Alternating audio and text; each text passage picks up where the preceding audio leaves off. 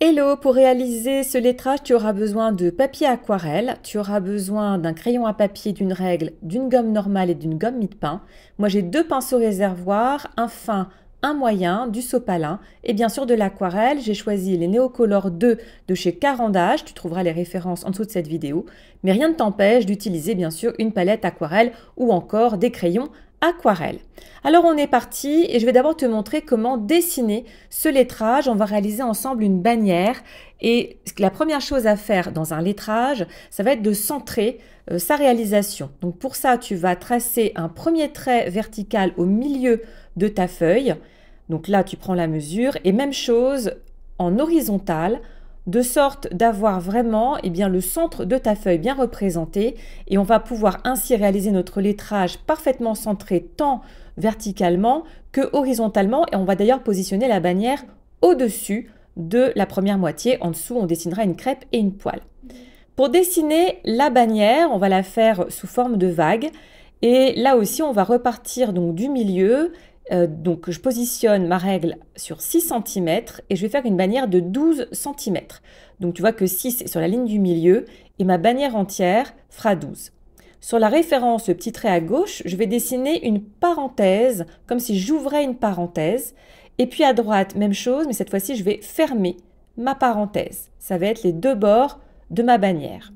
Ensuite, je vais rejoindre les deux parenthèses par le haut et par le bas avec une vague. Alors cette vague, on va commencer en la montant jusqu'au milieu et ensuite on va redescendre pour arriver à la parenthèse de droite.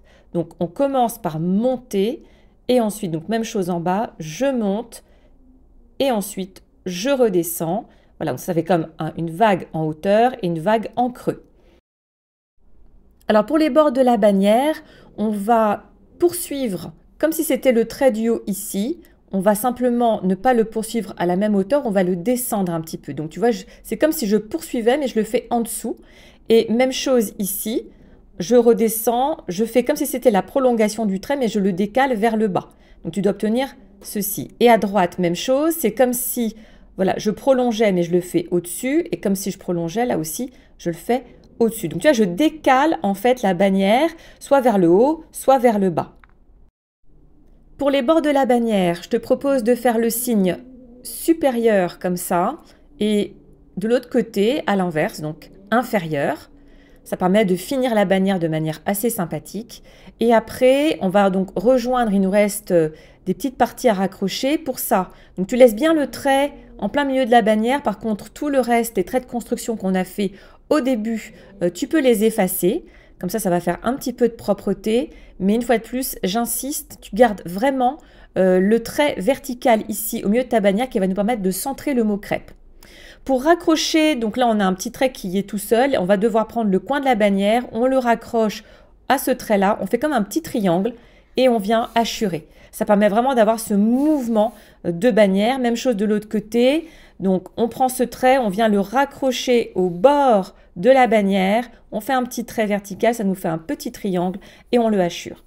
Voilà, on a une belle bannière. Alors après, rien ne t'empêche de faire quelques petites corrections. C'est ce que je suis en train de faire avec ma gomme pour rattraper voilà, des petits traits de construction. Pareil, à droite, je trouve que mon signe inférieur n'est pas très élégant, un peu trop collé. Donc, je vais le décoller un petit peu, comme ça. Voilà, libre à toi. En tout cas, on a une belle bannière. Et maintenant, on va passer aux écritures. Au-dessus de la bannière, on va écrire « Vive les ». Je t'invite à faire une jolie écriture en cursive. Maintenant, si tu n'es pas à l'aise, écoute, fais comme tu le sens, ça peut être des petites majuscules.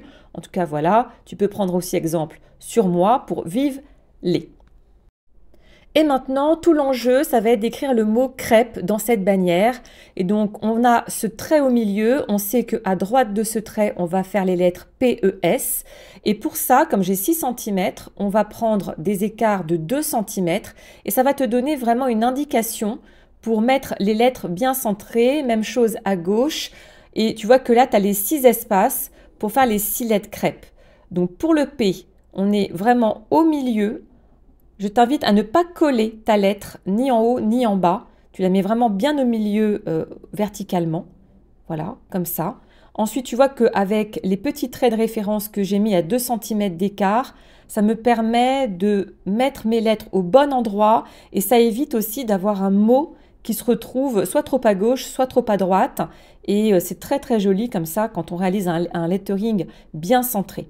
Pour le S, un demi-cercle en haut, un demi-cercle en bas et tu les rejoins par une diagonale. Ensuite à gauche, donc le E avec l'accent circonflexe. Alors tu vois que toutes mes verticales de lettres sont bien verticales.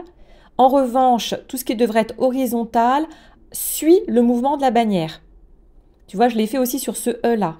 Je suis le mouvement de la bannière. En revanche, tout ce qui est vertical reste bien vertical. Je rajoute le petit accent circonflexe. Le R, c'est comme le P, donc assez simple. Un premier trait vertical, ensuite un demi-rond, une petite jambe. Et pour le C, c'est comme pour le S. Je t'invite à faire un demi-cercle en haut, un demi-cercle en bas, et tu les rejoins sur la gauche. Et ça te fait un très beau C. Et voilà, on a réalisé le mot crêpe de manière merveilleusement centrée. Tu peux cette fois-ci effacer ton trait du milieu. Voilà, je peux agrandir un petit peu ce-là pour quelque chose de plus harmonieux. Et maintenant, dernière partie, mais là vraiment c'est optionnel, tu peux rester juste sur ce lettering, mais j'avais très envie de te faire une crêpe. Alors pour cette crêpe, on va la faire qui danse, donc je suis un petit peu le même mouvement que ma bannière, tu vois, je monte d'abord, je descends après, et puis on va finir comme un 8, voilà, pour pouvoir faire cette crêpe qui danse, et en même temps ça permet de suivre le mouvement de la bannière, je trouve ça super élégant. Pour la poêle, eh bien, la poêle, on va faire les deux bords de notre poêle, à gauche et à droite. Ensuite, on va les rejoindre par un trait légèrement incurvé, comme ceci. Voilà, en haut et en bas. Donc ça, c'est l'épaisseur de notre poêle. Ensuite, on va lui donner un peu de profondeur à cette poêle. Donc, tu repars en haut, tu fais la même chose. Donc, cette fois-ci, non pas en creux. Et un autre trait à l'intérieur. Et à l'intérieur ici, donc ça, c'est le fond de ta poêle que je hachure. Pour le manche, deux petits traits en diagonale sur le côté, voilà, et ça suffit amplement à faire comprendre que c'est le manche de la poêle. Et pour donner un peu de mouvement à tout ça, ce qu'on peut faire, je suis en train de penser, ça peut être de mettre des petits traits à gauche ici, hop, à gauche de la crêpe et en bas à droite à côté de la poêle. Et voilà, on a réalisé notre dessin et maintenant on va pouvoir passer à la mise en couleur en dégradé pour le mot crêpe. Alors juste avant, si comme moi, tu as quand même pas mal appuyé sur ton crayon à papier, je t'invite à faire un petit boudin avec ta gomme mie-de-pain pour enlever l'excès de crayon à papier. Ça estompe et ça permet ensuite, quand on met l'aquarelle, eh bien qu'on ne voit pas trop le crayon à papier en transparence. Pour réaliser le dégradé sur chaque lettre, donc moi je vais utiliser le pinceau réservoir taille fine, voilà, il est chargé d'eau, et j'ai préparé mes couleurs, donc j'ai du jaune, de l'orange et du rose. Je rajoute toujours de l'eau dans mon pigment pour avoir un joli jaune et je vais commencer par le haut de ma lettre avec ce jaune-là. Et voilà, je vais poser uniquement ce jaune sur la première moitié en haut. Je vais légèrement déborder de la moitié, mais c'est tout. Ensuite, je vais rincer mon pinceau pour pouvoir prendre la deuxième couleur qui est l'orange. Et je vais mordre sur le jaune pour descendre sur le C. Donc tu vois, j'ai mordu sur le jaune et je descends avec la couleur orange. Donc ça me permet vraiment, en mordant sur le C, voilà, d'avoir un joli dégradé. Je en mets un petit peu également à gauche puisque l'orange va être sur la partie inférieure. Et tout en bas, j'ai laissé un petit espace pour mettre le rose. Là aussi, je vais mordre légèrement sur l'orange et je vais venir poser ma couleur rose en bas. Donc le jaune est sur la première moitié en haut, l'orange sur la deuxième moitié en dessous et le rose tout en bas. Et je vais répéter cette opération sur l'ensemble des lettres pour qu'on ait un très joli dégradé. Et tu peux tout à fait, comme je le fais là, avec un pinceau propre, venir fondre les couleurs entre elles pour avoir un dégradé optimal. On va maintenant faire les autres lettres. Donc là, tu vois que j'accélère le processus, mais c'est toujours la même chose. Je vais d'abord travailler avec le jaune, puis avec l'orange et enfin le rose en bas. Tu constates que je travaille lettre à lettre. Je te déconseille fortement de faire tout le jaune sur le haut de chaque lettre, puis tout l'orange sur la deuxième partie inférieure et enfin le rose en bas. Pourquoi? Parce qu'il faut faire ce dégradé tant que tu es dans l'humidité. Donc c'est pour ça que je pose d'abord le jaune est encore humide, je viens mettre l'orange par-dessus et enfin le rose que je fais mordre sur l'orange légèrement pour vraiment que les fondus se fassent très très bien entre chaque couleur.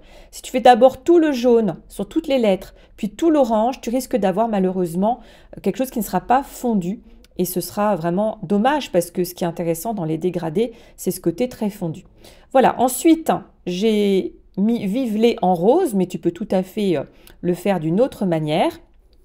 Et ensuite, pour la crêpe, et ben là, ça va aller assez vite. Tu vois que j'ai accéléré le processus puisque on va utiliser le jaune avec un petit peu d'orange par-dessus pour donner un petit peu de relief. Et pour la poêle, du gris clair, mais surtout du gris foncé à l'intérieur pour vraiment marquer l'intérieur de la poêle et le manche en gris clair et gris foncé. Voilà, j'ai terminé avec le liner pour repasser par-dessus la bannière, la crêpe, la poêle et les petits traits de mouvement. Pour sublimer, on va dire, cette réalisation, ce n'est pas une obligation, mais de mon côté, j'aime beaucoup réaliser des petits splashes, ça donne un côté vivant. Donc pour ça, je prends mon pinceau réservoir taille moyenne, je mets pas mal de pigments sur ma palette, je mets pas mal d'eau également, puisque pour réaliser des splashes, il faut vraiment, quand on tapote sur le pinceau, qu'il y ait des éclaboussures qui se fassent assez facilement. Donc j'en fais deux couleurs roses, et puis je vais en rajouter également quelques-unes de couleur orange. Après, c'est tout à fait libre à toi, tu n'es absolument pas obligé de le faire. C'est, voilà, une fois de plus, affaire de style et de goût. En tout cas, j'espère que ce lettrage Vive les crêpes spécial Chandeleur t'a plu. J'espère que tu vas me partager tes réalisations. N'hésite pas à me poser tes questions en commentaire. Et puis, bah, écoute, si ce contenu te plaît, comme d'habitude, n'hésite pas à t'abonner à la chaîne. Et je te dis à très bientôt. Ciao, ciao!